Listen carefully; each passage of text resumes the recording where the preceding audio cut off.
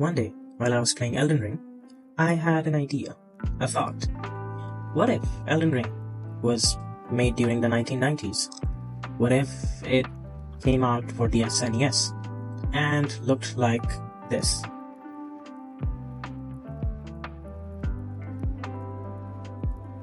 Nostalgia is one hell of a drug. This is why we have so many remakes as of late.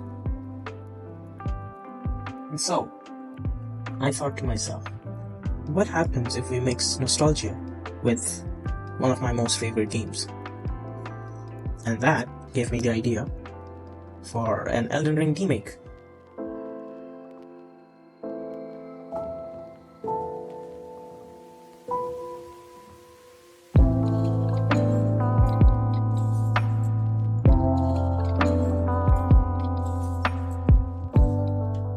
Okay, so before we can even start making this demake, we do have to address a few elephants in this room.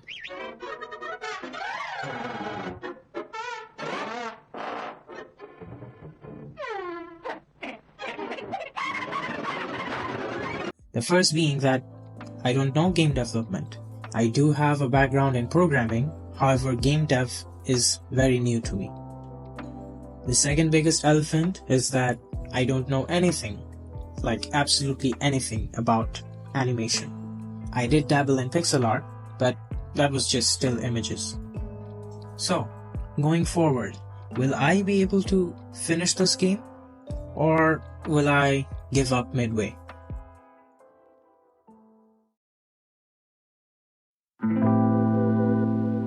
So the scope of this game, owing to the fact that I have very limited knowledge of game development, is going to be very small. For now, it's just going to be the starting level of Elden Ring, the Chapel of Anticipation, and the connected boss arena where we fight the Golden Scion. As for the gameplay is going to be heavily influenced by JRPGs such as Final Fantasy VII, Chrono Trigger, Pokemon, and so the movement is going to be top-down. As for the combat is going to be turn-based for the bosses, and then I might add combat in the exploration map as well, but that's not something I'm going to do for now. As for the enemies, I'm just going to make the Graphic Scion for now, just like in the original game. As for the player class, I'm just going for Samurai for now. I choose the Samurai class because that's what I chose when I played the game for the first time. I'll be using the Unity game engine for developing this game and Photoshop for the art. Now that we have the scope and the other details about the game written down, I think we're good to start. But before we start, here's a disclaimer that this game is just a demake that I'm making out of my own curiosity. It will not be released in this form for very obvious reasons.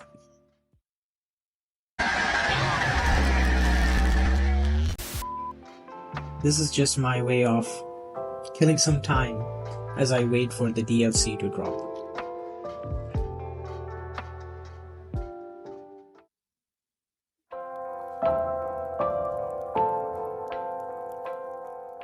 To kick off this game dev journey, I look up the Unity documentation and read it. Nah, I'm just kidding.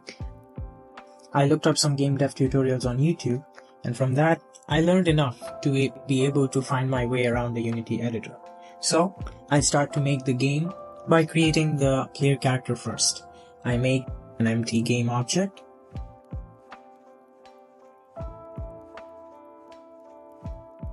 and then slap a placeholder art.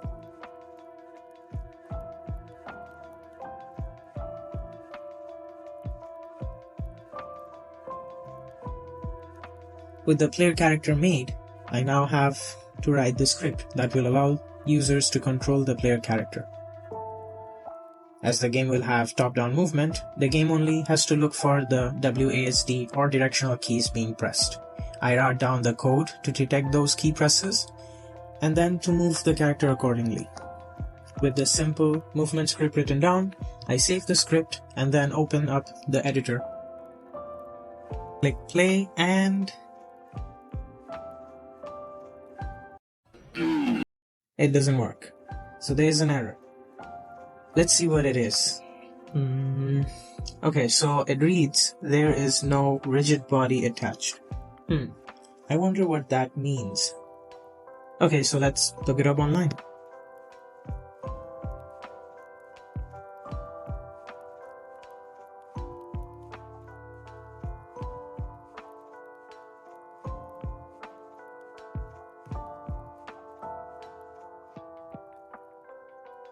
It seems like rigid body is another component in Unity that enables our game objects to act under the control of physics.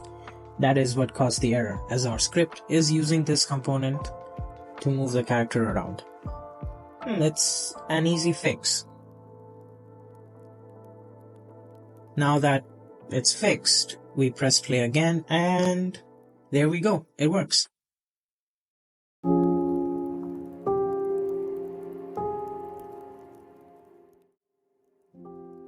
Now that we have the basic movement code of the player written down, we can move over to the art side of things.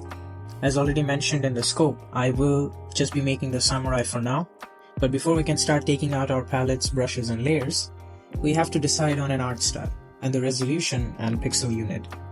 This is important because what we decide now will define how our game looks and feels, and it will also ensure that we have a consistent scale across all our art assets, and this will prevent issues like blurring and things looking out of place.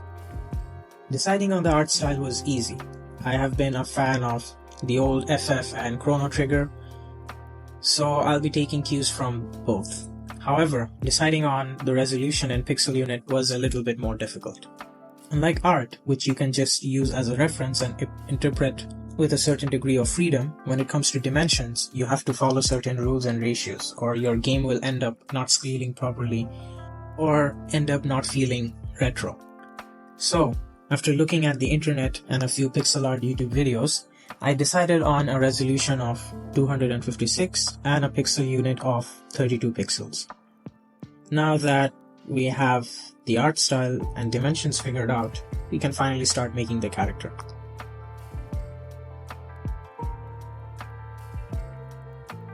As I don't have any idea about animation, I decided to just use a sprite sheet of Cloud from Final Fantasy, and I animated my character using that as a reference.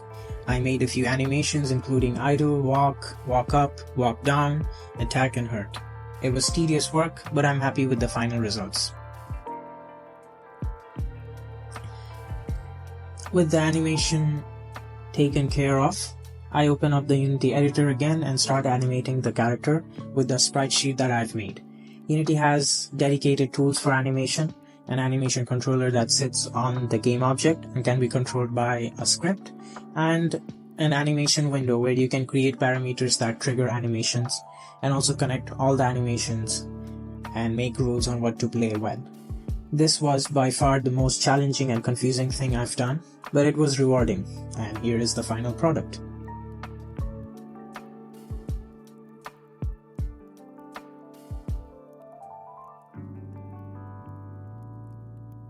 And this is it for Devlog 1.